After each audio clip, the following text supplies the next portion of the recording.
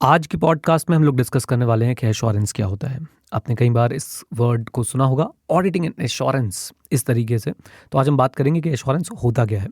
मान लीजिए, समझ लीजिए कि आप लोगों को जो है एक सेकंड हैंड कंप्यूटर खरीदना है, लेकिन आपको कंप्यूटर की ज़्यादा नॉलेज है नहीं। कंप्यूटर में मदरबोर्ड होता है, सीपीयू होता है और बहुत सारी तरह की चीज़ें होती हैं, आपको उसकी कुछ नॉलेज नहीं है। लेकिन आप जानना चाहते हैं कि आप जो सेकंड हैंड कंप्यूटर खरीदना चाह रहे हैं वो सही है या नहीं। तो आप क्या करते हैं, आप एक कंप्यूटर एक्सपर्ट को हायर करते हैं और उसे बोलते हैं कि भाई मैं ये सेकंड हैंड कंप्यूटर खरीदने वाला हूँ, ज़रा चेक कर लो कि ये कंप्यूटर सही है या नहीं, या इस कंप्यूटर का जो करंट ओनर है जितनी बातें वो बता रहा है इस कंप्यूटर के बारे में वो सही है या नहीं। कम ऑन, बिल्कुल ठीक। अब वो एक्सपर्ट, वो कंप्यूटर एक्सपर्ट आएगा और उस कंप्यूटर को जांचेगा और बताएगा कि भाई कंप्यूटर ओनर ने जो बातें बोली हैं कंप्यूटर के बारे में वो सही है या नहीं।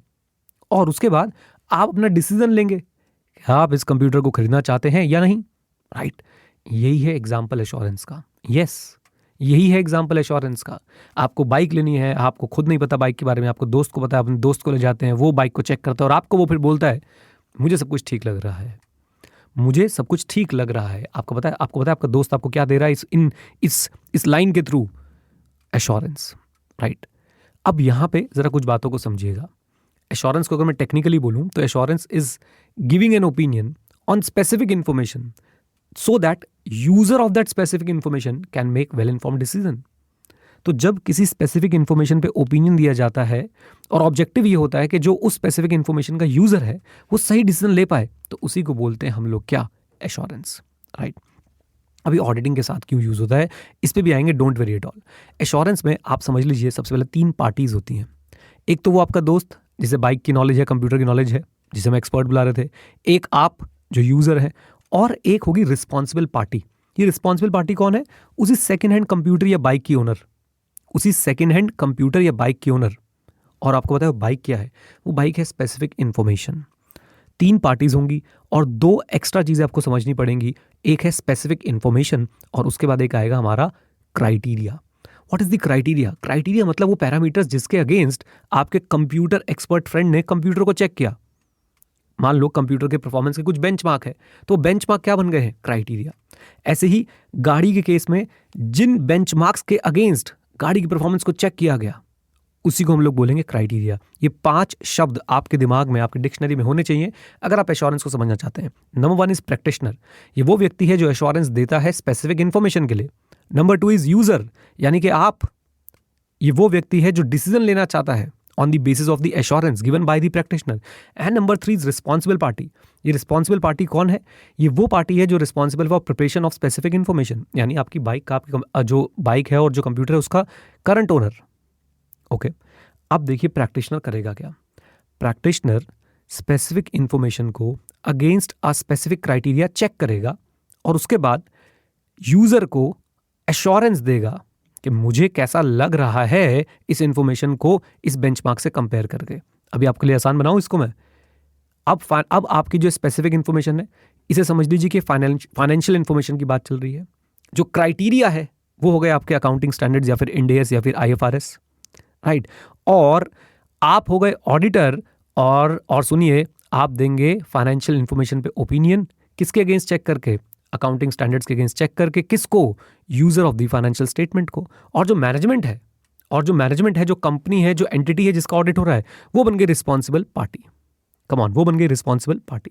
तो ऑडिट में actually practitioner user of the financial statement को एश्योरेंस देता है कि मैनेजमेंट ने जो फाइनेंशियल स्टेटमेंट